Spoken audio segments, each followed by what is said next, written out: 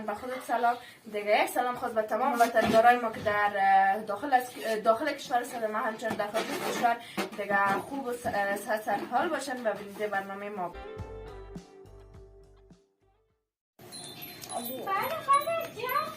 خیلی کار جان بسم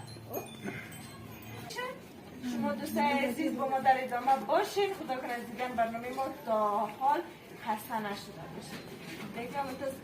بعد از گفته هم تلویزیونا دوستای عزیز بعد از یک وقت بسیار کوتاه دوباره برمیگردیم. چینل تبدیل نکنیم، در ریموتش نزنیم.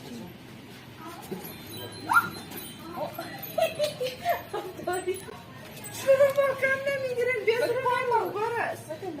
یارا دوستا سلک خوار کلانت باشه و محکم نگیرین. اینی پایک راستم کس هم برس.